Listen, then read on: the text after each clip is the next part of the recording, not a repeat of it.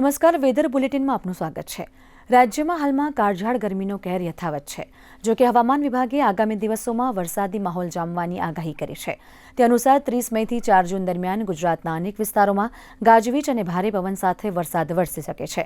ખાસ કરીને 31 મેના રોજ અરવલ્લી, મહીસાગર અને દાહોદ જિલ્લામાં ભારે વરસાદ પડવાની શક્યતા છે, જ્યારે 1 જૂને અમદાવાદમાં થંડરસ્ટોર્મ સાથે સામાન્યથી મધ્યમ વરસાદની આગાહી કરવામાં આવી છે। હવામાન વિભાગના જણાવ્યા અનુસાર દેશમાં આ વર્ષે અંદાજે 90% વરસાદ થવાની શક્યતા છે।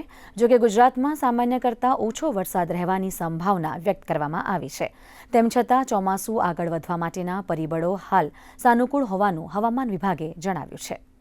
29 मई से लेकर 4 जून तक इसमें 29 मई जो ड्राई रहेगा, मौसम आमतौर पर शुष्क रहेगा, लेकिन उसका आगे एक ड्राई स्पेल आ रहा है। जो 30 तारीख से लेकर 4 जून तक पहले तो हल्का से मध्यम बरसात रहेगा इक्का दुक्का स्थानों में, मेनली आपका जो गुजरात की उत्तर पश्चिम पूर्वीय भागों में। उसके आगे फिर कुछ ही जगह में बारिश विस्तृत बढ़ेगा।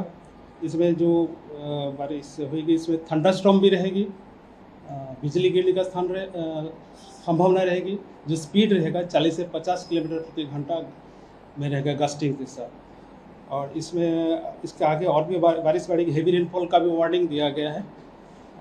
जो डिस्ट्रिक्ट आज हेवी रेनफॉल वार्निंग में दिया गया 31 मई के लिए, इसमें अरावली, माहीसागर, दाहोद के लिए दिया गया है। जो सबसे ज़्यादा तापमान रिकॉर्ड हुआ है सुरेंद्रनगर में 44.7 डिग्री सेंटीग्रेड, अहमदाबाद में रिकॉर्ड हुआ है 44.4 डिग्री सेंटीग्रेड, गांधीनगर में रिकॉर्ड हुआ है 43.5 डिग्री सेंटीग्रेड।